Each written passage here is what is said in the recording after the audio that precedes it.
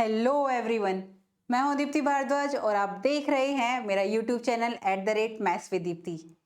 आज हम आपकी जो सीरीज चल रही है आईआईटी जैम मैथमेटिक्स के प्रीवियस ईयर पेपर की, कौन कौन से ईयर की 2020 से लेके 2024 तक के जितनी भी प्रीवियस ईयर पेपर में आपके क्वेश्चंस आए हैं उन सब को लेकर आईआईटी जैम में जो भी क्वेश्चंस आए हैं उन सब पर हम सॉल्यूशन ले रहे हैं, टॉपिक वाइज ले रहे हैं। और 2025 का मैंने ऑलरेडी आपको अलग से सेपरेटली एक प्लेलिस्ट बनी हुई है, मैंने सॉल्यूशन करा रखा है। आईआईटी जैम का ही 2025 का पेपर सॉल्व करा रखा है, तो आप वो अलग से वहां पे जाके प्लेलिस्ट में चेक कर सकते हैं। मैं उसका लिंक भी इसी वीडियो के डिस्क्रिप्शन बॉक्स में दे दूंगी। तो अब और लास्ट 5 ईयर के लिए हमने 2020 से 2024 तक के, जब ये वाले सारे कंप्लीट हो जाएंगे तब हम इससे पहले की और लेंगे। लेकिन अभी फिलहाल जो आज का आपका टॉपिक है वो डिफरेंशियल इक्वेशन का है, ऑर्डिनरी डिफरेंशियल इक्वेशन का। कौन सा टॉपिक है आपका? Linear differential equation of higher order. इससे पहले इसकी वीडियो एक आ चुकी है इसी टॉपिक पर। आप लोगों की डिमांड थी कि टॉपिक वाइज लेकर आओ, तो इसलिए मैं टॉपिक वाइज लेकर आ रही हूँ। तो इससे पहले इसी टॉपिक पर एक वीडियो आ चुकी है जिसमें मैंने आपके एमसीक्यू वाले क्वेश्चंस सारे करा चुकी हूँ। अब हम इसमें करेंगे एमएसक्यू वाले और एनएटी वाले। एमएसक्यू यानी मल्टीपल सिलेक्टेड क्वेश्चंस, और यानी कि आपके एक से ज्यादा ऑप्शंस करेक्ट हो सकते हैं। और एनएटी वाले यानी न्यूमेरिकली आंसर टाइप, जहां आपको क्वेश्चंस का आंसर डिजिट में लिखना होता है, राइट। ये वाले दोनों क्वेश्चंस, दोनों टाइप के क्वेश्चंस हम इसी वीडियो में कवर कर लेंगे।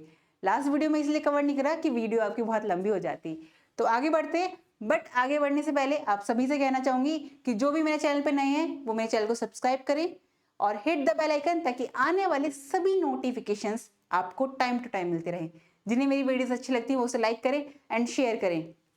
देखिए, इस वीडियो को या इस सीरीज को लेकर आने का जो मेरा मोटिव है वो सिर्फ और सिर्फ इतना सा है कि आपको जो पीडीएफ है प्रीवियस ईयर पेपर की वो मिल जाएगी, राइट। गूगल पे आपको आसानी से मिल जाएगी, इसकी आंसर की भी अवेलेबल है, आपको वो भी मिल जाएगी।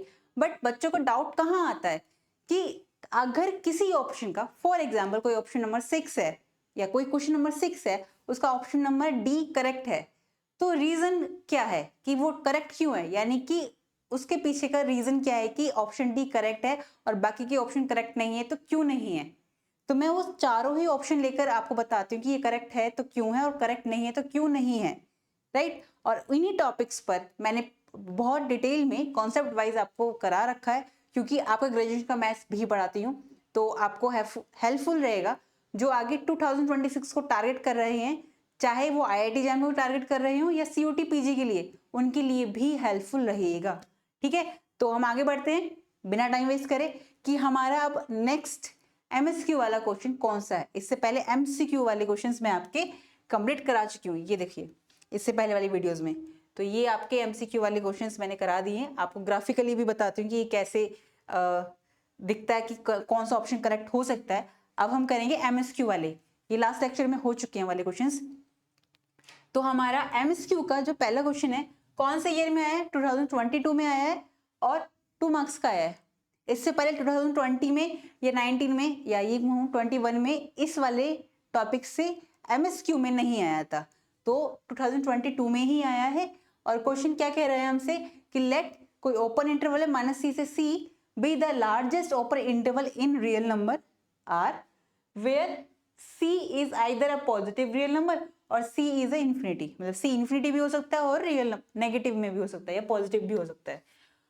on which the solution yx of the differential equation dy by dx, नहीं, इन्होंने कहा है c जो है वो रियल नंबर है, रियल पॉजिटिव नंबर है और c इंफिनिटी हो सकता है पॉजिटिव वाला, ठीक है, पॉजिटिव वाले लिए इन्होंने।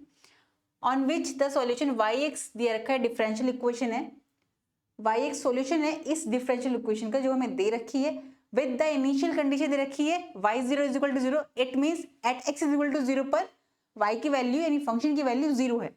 क्वेश्चंस को समझना बहुत इंपॉर्टेंट है। जैसे कि मुझे याद नहीं आ रहा कि, लेकिन किसी ने कहा है कि किसी महान व्यक्ति ने बोला है कि आप ना क्वेश्चंस को अगर करने के लिए आपके पास 5 मिनट है तो आप 3 मिनट उस क्वेश्चन को समझने पे लगाइए और 2 मिनट उस क्वेश्चन को सॉल्व करने में लगाइए। क्यों? क्योंकि अगर आपको अच्छे से समझ में आ गया ना तो आप उसको बहुत जल्दी कर लोगे, लेकिन अगर आप पहले सॉल्व करने में, आधा क्वेश्चन पढ़ा और सॉल्व करने में लग गए तो फिर दिक्कत आ जाती है हमें कई बार। और यही बात है कि कई बार बच्चे इसी में उनका आते हुए क्वेश्चंस भी गलत हो जाता है, क्योंकि इतनी जल्दबाजी करते हैं। टाइम मैनेजमेंट इंपॉर्टेंट है, बट साथ में प्रैक्टिस इंपॉर्टेंट है। आपको जो मॉक टेस्ट करने के लिए बोले जाते हैं, PYQs करने के लिए बोले जाते हैं, वो इसलिए ही बोले जाते हैं ताकि आपको ये पता चल जाए कि आपको किस तरह से क्वेश्चन को अटेम्प्ट करना है, कहाँ कितना फोकस हमें क्वेश्चंस पढ़ने में देना है, कहाँ हमें कितने ऑप्शंस करने में देना है, किस टाइप पर हमें किस तरीके से काम करना है। तो ये इंपॉर्टेंट होता है। तो यहाँ पर मैं सीरीज आपकी करा रही हूँ, तो यहाँ पर जब मैं करा रही हूँ तो आप खुद भी सॉल्व किया कीजिए साथ में, ठीक है। बाकी डाउट्स तो मैं आपके क्लियर कर ही रही हूँ। तो ठीक है, बढ़ते हैं इसके आगे क्वेश्चन कि क्या कह रहा है हमसे क्वेश्चन कि dy/dx x² plus y² plus 1 यह हमें दे रखी है, विद इनिशियल कंडीशन दे रखी है y0 is equal to 0, exist and is unique, then which of the following is and are true. तो हमें ऑप्शंस देख के पता चल रहा है कि ये हमसे odd function, even function, local minimum और लोकल मैक्सिमम पे बात कर रहा है at x is equal to 0 पर, यानी कि ये इसके फंक्शन के बिहेवियर पे बात करना चाह रहा है। तो हमें ऑप्शन देखकर भी पता चल गया। अब हम यही करेंगे, क्या क्या हमने लिया, ये इक्वेशन क्या दी है हमें, dy/dx x² plus y² plus 1, ये हमें इक्वेशन दे रखी है। अब अगर हम इसको देखें ध्यान से कि हमें जो इक्वेशन दी है इन्होंने dy/dx x² plus y² plus 1, इसके बिहेवियर को चेक करें तो ये हमने एक थ्योरम पढ़ी एक्जिस्टेंस एंड यूनिकनेस वाली थ्योरम, उसका यूज करेंगे, जिसमें एक हमें नया फंक्शन इंट्रोड्यूस कराते हैं जो अगर सेम ऑर्डिनरी डिफरेंशियल इक्वेशन आ जाता है तो वो एग्जिस्ट हो जाता है और उसके बिहेवियर को हम वहीं से चेक करते हैं, राइट। तो ऑर्डर इवन फंक्शन के बारे में पता चल जाता है हमें। तो यहाँ पर अगर मैं बात करूँ एग्जिस्टेंस एंड यूनिकनेस वाली की बात, तो अगर मैं एग्जिस्टेंस एंड यूनिकनेस की बात करूं तो मेरे पास एक फंक्शन लूंगी मैंने x एंड y का। x एंड y का क्यों ले रही हूँ, क्योंकि हमें जो डिफरेंशियल इक्वेशन दे रखी है x और y के फॉर्म में है ऑब्वियसली पूरी, तो मैं यही मान लेती हूँ x² प्लस, या फिर अगर मैं इसके फंक्शन की बात करूँ तो हाँ यही वाली है x² प्लस y² प्लस 1, ये मेरे पास फंक्शन है। तो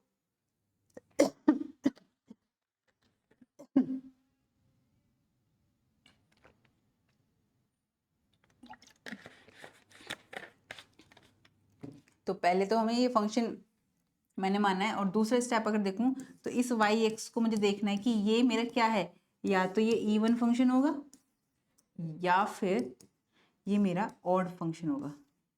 कैसा फंक्शन होगा, ऑड फंक्शन होगा, राइट। इवन होगा या ऑड होगा ऑप्शन के हिसाब से। तो इसलिए हम चेक करते हैं सबसे पहले कि एक नया फंक्शन को लेट, मैंने मान लिया यहाँ पर लेट कोई zx फंक्शन ले लिया, क्योंकि हमें एक्जिस्टेंस और यूनिकनेस में थ्योरम के अकॉर्डिंग क्या करते हैं, कोई एक फंक्शन को हम क्या कराते हैं, डिफाइन करते हैं कुछ इस तरीके से -x। अब इसको इसके साथ वैल्यूज मतलब ऑर्डिनरी डिफरेंशियल इक्वेशन बनाएंगे कि क्या मेरे पास सेम ऑर्डिनरी डिफरेंशियल इक्वेशन बन रही है, यहाँ पर y मतलब z की फॉर्म में, यहाँ पर y की फॉर्म में आई थी, अब हम z की फॉर्म में करेंगे। तो इट मीन्स इसे चेक करने के लिए क्या करेंगे, इसको डिफरेंशिएट करेंगे किसके रेस्पेक्ट में, x के रेस्पेक्ट में, क्योंकि फंक्शन मेरे पास z कैसा है, x का फंक्शन है, राइट। ठीक है, सो नाउ इसको अगर मैं यहाँ पे देखूँ, इधर कर देती हूँ dz/dx लूँ मैं यहाँ पर, तो इस माइनस को बाहर लेंगे हम, ठीक है। इसका y' x आ जाएगा, y' माइनस x, और जब -x का करेंगे तो ये -1 आएगा। तो इसको देखो ये -1 और ये माइनस, ये क्या आ जाएगा मेरे पास वैल्यू, dz/dx की वैल्यू मेरे पास आ गई y' माइनस x। जब मेरे पास ये वाली वैल्यू आ गई, अब देखो y' माइनस x, अब इसकी वैल्यू मैं यहाँ से ले सकती हूँ, ये क्या है मेरे पास, ये y' ही तो है, y' is equal to x² plus y² plus 1, और ये किसका है, x का फंक्शन है यहाँ पर। तो यहाँ पर -x लग दूंगी, यहाँ पे जहाँ पर भी x आ रहा है वहाँ -x लग दूंगी तो वैल्यू मिल जाएगी। तो यहाँ से अगर मैं वैल्यू निकालूं y' माइनस x की, तो क्या आएगी मेरे पास, -x का स्क्वायर, ये -x का स्क्वायर प्लस y² प्लस 1, यानी कि x² प्लस y² प्लस 1, और ये y² कैसा होगा, माइनस का होगा मेरे पास, -x का। तो इट मीन्स मैं यहाँ पे लिखूँ तो ये आएगा माइनस एक्स का square plus y minus x का स्क्वायर प्लस 1। ठीक है, तो नेक्स्ट पेज ले लेती हूँ मैं। तो ये D Z by D x की वैल्यू जो मैं निकाल रही हूँ, तो ये आ जाएगा एक्स स्क्वायर, ये आएगा मेरे पास ये डैश, ये हाँ ये ऐसे ही है, प्लस वाई माइनस एक्स इस पूरे का स्क्वायर प्लस 1। अब देखो y माइनस एक्स का स्क्वायर है, तो ये वैल्यू मैं कहाँ से ले सकती हूँ, यहाँ से ले सकती हूँ, क्योंकि z x is equal to minus y minus x लिया है मैंने। तो यहाँ से बोथ साइड अगर स्क्वायर करूँ तो क्या आएगा मेरे पास, Z square X is equal to, इसका स्क्वायर करेंगे तो ये माइनस माइनस प्लस, और ये वाई माइनस एक्स का स्क्वायर। तो इसकी जगह मैं ये वैल्यू पुट कर सकती हूँ यहाँ पर, तो ये आ गया x square plus Z x का स्क्वायर प्लस 1। और अगर इसको लिखूँ तो ये ऐसे लिख सकती हूँ x square plus Z square plus 1। तो अगर हम देखें तो सेम ऑर्डिनरी डिफरेंशियल इक्वेशन बन रही है। वहां पर क्या था हमारे पास, X square plus Y square plus 1, और यहाँ पर जैसे ही मैंने ये वैल्यू रखी, नया फंक्शन इंट्रोड्यूस किया, तो x square plus Z square plus 1 आ गया। तो मेरे पास क्या आ गया कि ये मुझे सेम ऑर्डिनरी डिफरेंशियल इक्वेशन मिल गई।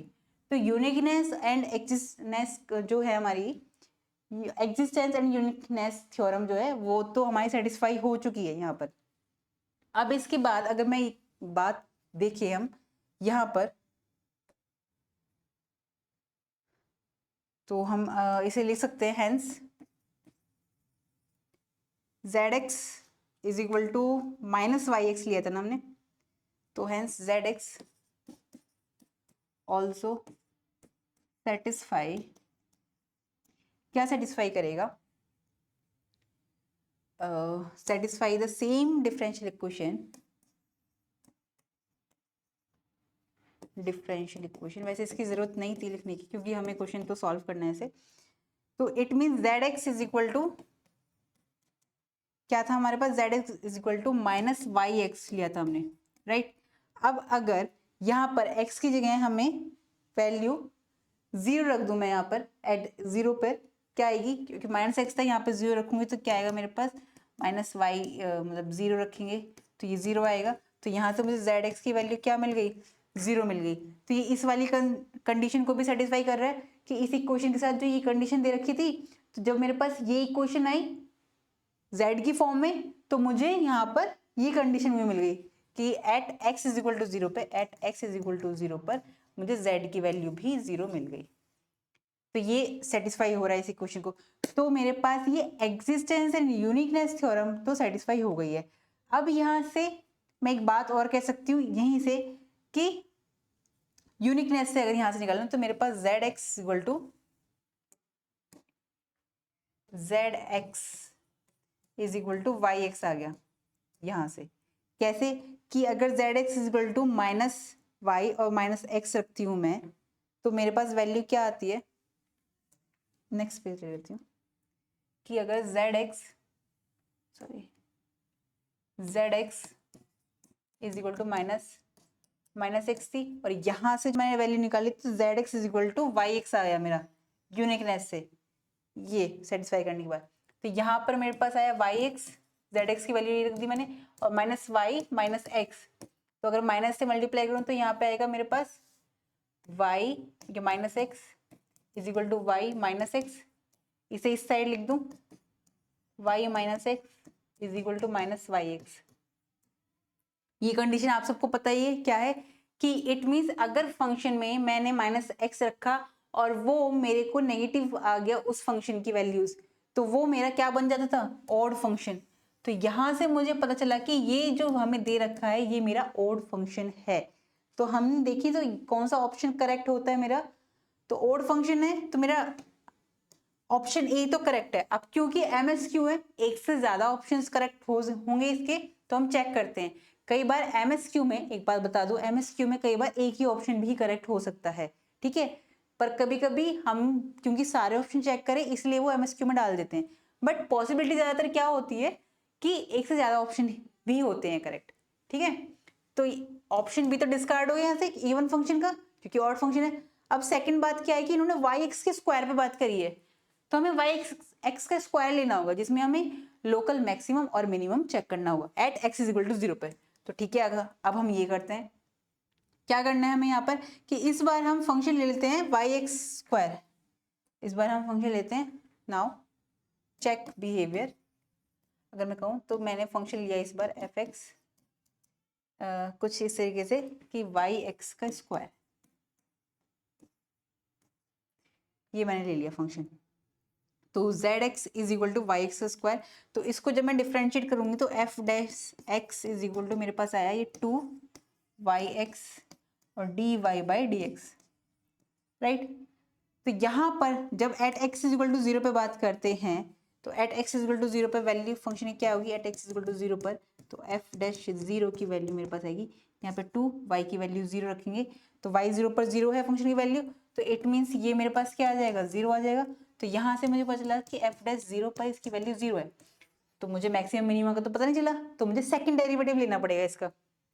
तो इसके मैं यहीं से इसका सेकंड डेरिवेटिव लेती हूँ अगर, तो मेरे पास क्या आएगा सेकंड डेरिवेटिव इसका, f double dash x is equal to 2, अब 2 है तो यहाँ पे लेंगे फर्स्ट, इसे फर्स्ट मानती हूँ, सेकंड फंक्शन मानती हूँ, तो first as it is, second का derivative D two Y upon D X square plus second as it is first का differential D Y by D x, right.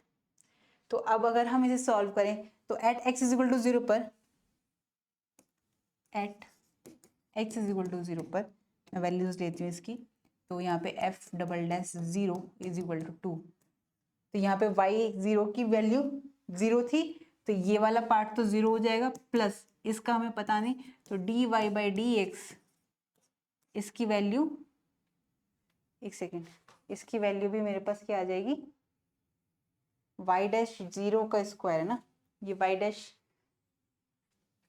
Y dash का square है, तो Y dash की 0 की value क्या है मेरे पास, अगर इन्होंने दे रखी है फंक्शन की वाई डैश 0 की वैल्यू, वाई डैश 0 की वैल्यू ने दे नहीं रखी, तो अगर हम यहाँ से देखना चाहें, यहाँ पर वाई डैश दे रखा है ये हमें, तो यहाँ से अगर मैं देखो, यहाँ से अगर मैं वाई डैश की वैल्यू निकालना चाहूँ, ये देखो यहाँ पे करते हैं, वाई डैश 0 की वैल्यू निकालना चाहूँ मैं, वाई डैश 0 की वैल्यू, तो एक्स में 0 रखेंगे प्लस वाई की जगह तो वाई एक्स का 0, तो ये 0 ही हो जाएगा, ये 0 हो गया प्लस 1, तो यहाँ से मेरे पास वैल्यू क्या आई वाई डैश 0 की 1, राइट। तो यहाँ पर जो हम रखेंगे वाई डैश 0, इट मीन्स ये मेरे पास क्या है y dash 0, y dash x था ना, वाई डैश 0 पर का स्क्वायर था, तो इसकी वैल्यू क्या है मेरे पास 1, तो 2 0 प्लस 1, तो मेरे पास है 2, जो क्या है ग्रेटर देन 0 है, तो मुझे क्या मिल गया पॉजिटिव मिल गया। तो जब हमारा सेकंड डेरिवेटिव पॉजिटिव आ गया, तो इट मीन्स ये क्या हो गया हमारा मिनिमम हो गया। तो यहां से हमारा कौन सा ऑप्शन करेक्ट हो सकता है, मिनिमम, ऑप्शन सी। तो ऑप्शन सी करेक्ट है, तो ऑप्शन डी मैक्सिमम है, ये तो डिस्कार्ड हो गया अपने आप ही, तो ऑप्शन ए एंड सी इस वाले क्वेश्चन का आंसर हो जाएगा, राइट। अब नेक्स्ट अगर हम बड़े क्वेश्चंस पे, तो आपका एमएसक्यू में एक ही क्वेश्चन आ रहा था 2020 से 2024 के बीच में, अब एनआईटी वाले टाइप के ले रहे हैं हम न्यूमेरिकल आंसर टाइप क्वेश्चंस, जिसमें आपका क्वेश्चन दे रखा है, क्या दिया है, the least possible values of K accurate up to, अभी 2021 में है, 2 मार्क्स का है, राइट। हाँ, तो क्वेश्चन है ये हमारे पास, the least possible value of K accurate up to 2 decimal places for which the following problem y double dash x, ये हमें डिफरेंशियल इक्वेशन दे रखी है, is equal to 0, t belong कर रहा है हमारे रियल नंबर में, जब y0 इज इक्वल टू 0 दे रखा है, y1 इज इक्वल टू 0 दे रखा है, और y1/2 इज इक्वल टू 1 दिया है, और काय की ये इसका सॉल्यूशन है। ये भी बहुत सिंपल सा है, k की वैल्यू फाइंड आउट करनी है हमें, और इसे फिर वैल्यूज निकालनी है। तो देखो अगर मैं यहाँ से देखूँ तो y डबल डैश, आपको इक्वेशन मिली है वाई डबल डैश, एक second, Y double dash T plus 2y dash T plus K Y T is equal to 0। तो इसको अगर हम देखना चाहें, सॉल्व करना चाहें, तो ये हमारे पास आएगा y, तो y डबल डैश टी, तो ये क्वाड्रेटिक इक्वेशन में ही है। अगर मैं इसको इस तरह से ले लूँ, D square plus 2d plus के इज इक्वल टू 0, तो यहाँ से इस वाले डिफरेंशियल इक्वेशन का जो मेरे पास सॉल्यूशन आएगा, क्योंकि ये क्वाड्रेटिक इक्वेशन की तरह बिहेव कर रहा है, तो यहाँ से या तो मैं वाई डैश टी कह दूँ या फिर मैं वाई टी की कह दूँ, तो उस फॉर्म में देखा जाए तो ये वाई टी क्वाड्रेटिक इक्वेशन में देखा जाए तो -1 यानी माइनस बी यानी कि माइनस का 2 प्लस माइनस, ये मैंने डी स्क्वायर करके जो लिखा था ये होमोजेनियस इक्वेशन के उससे नहीं लिखा था, ये इसलिए लिखा था ताकि आपको समझ में आ सके कि क्वाड्रेटिक इक्वेशन की फॉर्म में बन रहा है, क्योंकि यहाँ पे y का डबल डेरिवेटिव है, यहाँ पे सिंगल डेरिवेटिव है और यहाँ पे वाई टी है, राइट। तो इसलिए अब आप कंफ्यूज ना हो, तो इसलिए मैं कर रही हूँ, इसे सॉल्व करने के लिए हम श्रीधराचार्य नियम लगाएंगे। -2 plus minus square root b square क्या आता है 4, बी स्क्वायर यानी कि ये 4 माइनस 4ac 4 ये 1 और k, तो 4ac 4k आ जाएगा मेरे पास अपॉन 2a, तो ये 2 आ गया। अगर हम इसे सॉल्व करें तो ये -1 और यहाँ से 2 निकलेगा बाहर, तो वो भी कैंसिल आउट हो गया माइनस का, तो ये आ जाएगा 1 माइनस के, ये आ गया वाई टी। अब हमारा डिपेंड करता है, हमें नहीं पता चला कि ये रूट्स हमारे रियल हैं, कॉम्प्लेक्स है, किस तरह की फॉर्म में। तो यहाँ पे 3 केस बनते हैं जो किस पर डिपेंड करेंगे, 3 केस। केस 1 आएगा मेरे पास, केस 1 जहाँ पर k मेरा क्या होगा ग्रेटर देन 0 होगा।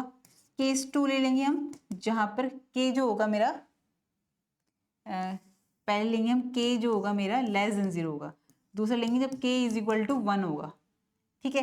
केस 3 लेंगे हम जब k मेरा ग्रेटर देन 1 होगा, हम इसे लेस देन 1 भी बोल सकते हैं, राइट, क्योंकि 1 पर ही दिक्कत कर रहा है। देखो केस 1 की बात करूं अगर मैं, तो केस 1 में अगर 1 से छोटा है तो इसके अंदर ही आएगा, तो पॉजिटिव वैल्यू आएगी, इट मीन्स ये हमारा रियल रूट्स होंगे, कि रूट्स मेरे यहाँ पर क्या होंगे, यहाँ पर मेरे रूट्स होंगे रियल, यहाँ पर मेरे रूट्स होंगे रियल, अगर हम फर्स्ट केस की बात करें। सेकंड केस में बात करें, k इज इक्वल टू 1, जैसे k की वैल्यू 1 रखती हूँ तो यहाँ पे 1 माइनस 1 0, ये वाला पार्ट खत्म, तो ये भी वैल्यू मेरे पास कैसी आ गई, यहाँ पे भी रूट्स मेरे आ गए रियल, ठीक है। अब केस 3 पे बात करते हैं, जहाँ की ग्रेटर देन 1 हुआ, 1 से ग्रेटर देन हुआ, तो इसे माइनस करेंगे तो माइनस में कोई वैल्यू आएगी इसके अंदर समथिंग कुछ इस तरीके से, या ये कह दूं कि -p, तो जैसे ये वैल्यू आएगी मेरे पास तो ये कॉम्प्लेक्स फॉर्म में बन जाएगा, इट मीन्स ये यहाँ पर मेरे कॉम्प्लेक्स रूट्स बन जाएंगे, तो कॉम्प्लेक्स रूट्स आएंगे। तो अगर ऐसा है तो की वैल्यू मैं कोई कॉम्प्लेक्स की फॉर्म में मान लेती हूँ, तो फॉर एग्जाम्पल मैं ले लेती हूँ कुछ k is equal to 1 plus omega square. 1 plus क्यों लिया है, ताकि ये 1 से 1 कैंसिल आउट हो सके। तो जैसे मैं ये वैल्यू रखती हूँ इसमें, यानी कि y T is equal to, ये मैं यहाँ पर डायरेक्ट y ले लेती हूँ, y इज इक्वल टू मेरे पास आया -1 plus minus 1 minus 1 plus omega square, k की जगह वैल्यू रखी तो 1 से 1 cancel out, minus omega square, minus का ये यहाँ पर प्लस माइनस करके आयोटा आ जाएगा और ओमेगा बाहर आएगा ओमेगा स्क्वायर का स्क्वायर रूट से, ठीक है। तो ये मेरे पास कैसे रूट्स आ गए, कॉम्प्लेक्स रूट्स आ गए, राइट। अब हम इसी पे बात करेंगे।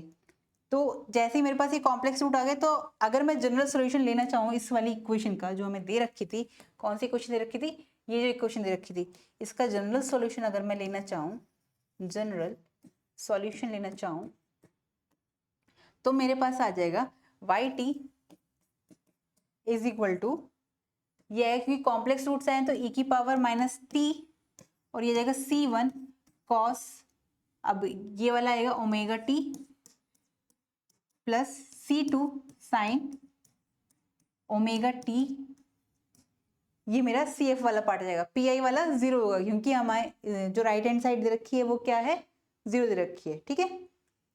तो सॉरी, तो ये वाली चीज आ गई।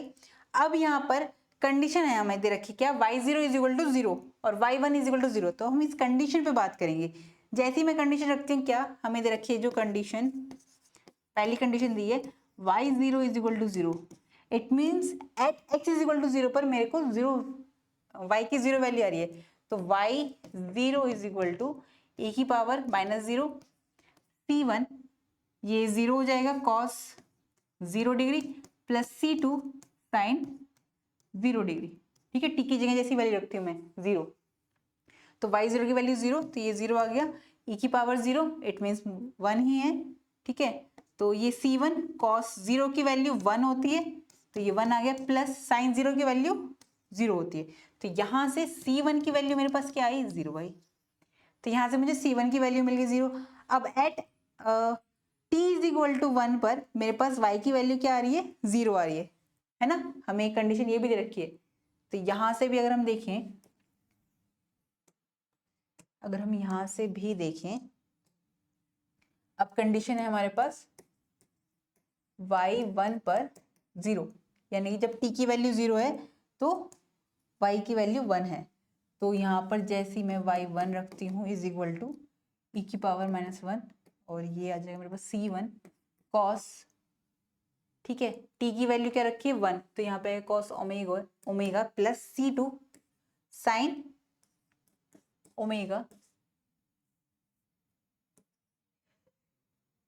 ठीक है, क्योंकि t की वैल्यू 1 है तो यहाँ पर वैल्यू है 0 इज इक्वल टू e की पावर -1, यहाँ पे c1 cos ओमेगा है, c1 की वैल्यू क्या है मेरे पास 0, तो ये वाला पार्ट तो मेरे पास 0 हो गया क्योंकि c1 की वैल्यू रखनी है, प्लस c2 sin ओमेगा, ये 0 है, ये अपॉन में है, e की पावर -1 यानी 1/e, ये इधर जाएगा 0 हो गया, तो मेरे पास है c2 sin omega is equal to 0, तो c2 की वैल्यू भी c2 भी 0 में चला गया, तो sin omega is equal to 0 आया। इट मीन्स यहां से मुझे ओमेगा की वैल्यू क्या मिली, n पाई, जहां n मेरा बिलोंग करेगा नेचुरल नंबर में, राइट। तो यहां पर n की वैल्यू मैं पुट करती जाऊंगी तो उसके अकॉर्डिंग मैं k की वैल्यू निकालूंगी। अब क्योंकि इन्होंने हमसे लीस्ट वैल्यूज पूछी है, तो हम इसमें नेचुरल नंबर का पहला ही नंबर रखेंगे, यानी n इज इक्वल टू 1 पर पुट वैल्यू देखते हैं हम, at n is equal to 1 पर, क्योंकि k की वैल्यू लीस्ट पूछी है इन्होंने। ठीक है, तो यहाँ पर n इज इक्वल टू 1 पर ओमेगा की वैल्यू मेरे पास आई पाई, इसकी वैल्यू मैं यहाँ रखूंगी, है ना, क्योंकि हमें अल्टीमेटली k की वैल्यू निकालनी है। तो यहाँ पे रखने के बाद मेरे पास क्या आता है, k is equal to 1 plus pi square, तो इट मीन्स 1 प्लस पाई की वैल्यू 3.14, 2 डिजिट तक ले रही हूँ, इसका स्क्वायर करेंगे तो 1 प्लस ये 9.86 की समथिंग आएगी, 869 के समथिंग आएगी। तो जैसे इसको हम ऐड करते हैं तो ये 10.869, अब क्योंकि 2 डिजिट तक लिखते हैं हम इसमें, तो 10.87 हो जाएगा ये। तो इसका आंसर जो आपका आया है वो आया है 10.87। ठीक है, y 1/2 पर भी अगर हम इसको सेटिस्फाई करना चाहें तो y 1/2 पर भी ये हो जाएगी। हालांकि हमारा आंसर आ गया, बट अगर आपको चेक करना 1/2 पर वैल्यू 1 दे रखी है, तो ओमेगा की वैल्यू हमारे पास पाई है यहाँ पर। ठीक है, तो हमारे पास जो फंक्शन जनरल सोल्यूशन आया था यहाँ से क्योंकि c1 की वैल्यू तो 0 हो गई थी, तो यहाँ से yt मेरे पास जो आएगा वो आएगा e की power minus t c2 sin omega T, ये वैल्यू बची थी। तो जैसे ही मैं t की वैल्यू क्या रखती हूँ, t की वैल्यू 1/2 रखती हूँ, तो यहाँ पर मेरे पास वैल्यूज आती है, t की वैल्यू 1 और ओमेगा की वैल्यू 1 पाई रखती हूँ, तो मेरे पास वैल्यू आती है उस फंक्शन की y 1/2 is equal to c2 था, और e की पावर -1/2 c2 साइन ओमेगा की जगह पाई रखेंगे, t की जगह 1/2 रखेंगे, तो पाई/2, इट मीन्स 90 की वैल्यू, साइन 90 की वैल्यू 1 होती है। तो यहाँ से c2 और इसकी वैल्यू 1 दे रखी है इज इक्वल टू 1 अपॉन, तो यहाँ पर c2 इसकी वैल्यू 1, तो यहाँ से अगर मैं c2 की वैल्यू निकालना चाहूँ तो e की वैल्यू 1/2, तो यहाँ पे c2 ये आया, तो यहाँ से फंक्शन वैल्यू क्या आ गई मेरे पास कि e की पावर माइनस का t, और c2 की वैल्यू क्या है e की power 1/2 into sine omega T. तो यहाँ से मेरा फंक्शन भी सेटिस्फाई हो रहा है। ये तो खैर आगे की बात है कि जो जितने भी केस थे वो सारे सेटिस्फाई हो रहे हैं इससे, हालांकि हमें आंसर यहाँ पर ही मिल गया ये चेक करने के लिए कर सकते हैं, बाकी इसकी जरूरत नहीं थी, हमें आंसर यहाँ पर मिल गया था। तो अगर हम नेक्स्ट क्वेश्चन पे बढ़े इसके बाद, तो आपके MSQ और NAT वाले 2020 से 2024 तक के जितने आए थे वो सारे कंप्लीट कर लिए हमने इस वीडियो में। इससे पहले जो MCQ वाले क्वेश्चन थे वो इससे पहले वाली वीडियोस में हमने इसी टॉपिक के कवर कर चुके हैं। जिन्होंने नहीं देखा हो वो जाकर देखिए। मैं पूरी इसी जो सीरीज चल रही है हमारी IIT जैम के प्रीवियस ईयर पेपर की 2020 से लेके 2024 तक की, उसकी प्लेलिस्ट का लिंक मैं इसी वीडियो के डिस्क्रिप्शन बॉक्स में दे दूंगी, ताकि आपको काफ़ी डिफिकल्टीज ना हो। और जिन्हें इसी टॉपिक्स पर कॉन्सेप्ट अच्छे से समझना है तो मैंने अलग से डिफरेंशियल इक्वेशन की यूनिट 3 और यूनिट 4 अलग अलग प्लेलिस्ट बना रखी है, आप वहां जाके चेकआउट कीजिएगा। उसका लिंक भी मैं इसी वीडियो के डिस्क्रिप्शन बॉक्स में दे दूंगी। तो जिन्हें मेरी वीडियोस अच्छी लगती है वो उसे लाइक कीजिएगा और शेयर कीजिएगा अपने दोस्तों के साथ। तो मिलते हैं हम नेक्स्ट वीडियो में। और एक बात बताना चाहूँ कि इसमें जो मैंने आपको भी पढ़ाया है, इसमें कोई भी डाउट अगर आपका आ रहा है तो आप कमेंट सेक्शन में मुझसे पूछ सकते हैं। तो मिलते हैं हम नेक्स्ट वीडियो में, तब तक आप पढ़ते रहिए, खुश रहिए। नमस्कार।